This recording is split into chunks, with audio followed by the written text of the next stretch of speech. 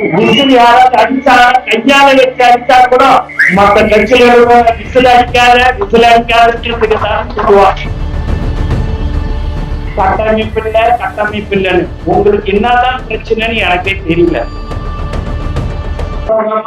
தினத்தோறும் அறிக்கை கொடுக்கறது, தினத்தோறும் அது சொல்றேன் இன்னும் சொல்றேன்றதெல்லாம் தலைவர்கிட்ட அந்த வேலையெல்லாம் இல்லைங்க.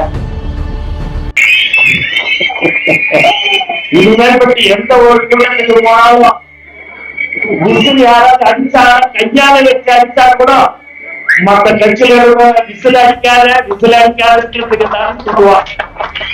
ஆனா அது தடுக்கவே முடியாது. ஏன்னா தமிழ்நாட்டுல விசிலோடைய சின்னம் வெற்றி சின்னமாக இருக்கு. அதனால நீங்க எதை பற்றியும் நீங்க இளைஞர்கள் நிறைய பேர் வந்திருக்காங்க, தாய்மார்கள் வந்திருக்கிறாங்க.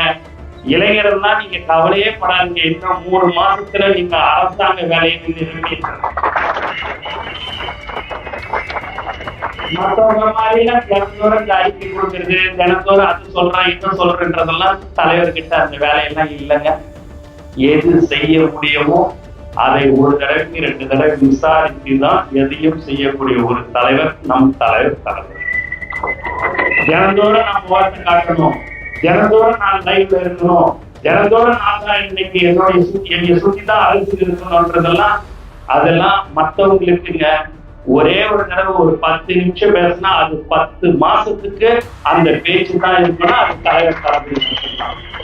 கட்டமைப்பு இல்லைன்னு உங்களுக்கு என்னதான் பிரச்சனைன்னு எனக்கே தெரியல. கட்டமைப்பு இல்லைன்னா 1,220,000 பேரு அனௌன்ஸ் பண்ணோம். அவங்களுக்கு அடையாள அட்டை கொடுத்துட்டோம். 1 லட்சம் அடுத்து அனௌன்ஸ் பண்ண விட்டோம். இன்னைக்கு இன்னும் 1 நாள் 2 நாள்ல இன்னும் 1 லட்சத்தையும் அனௌன்ஸ் பண்றோம். எல்லாமே மொத்தமே 3,42,827 பேருக்கு பதவி கொடுத்த ஒரே கட்சி தமிழக வெற்றி கழகம் மட்டும்தான்.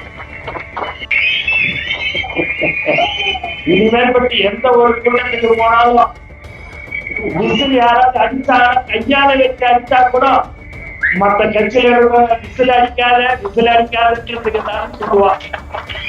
ஆனா அது தடுக்கவே முடியாது. ஏன்னா தமிழ்நாட்டுல விசிலோடைய சின்னம் வெற்றி சின்னமாக இருக்கு.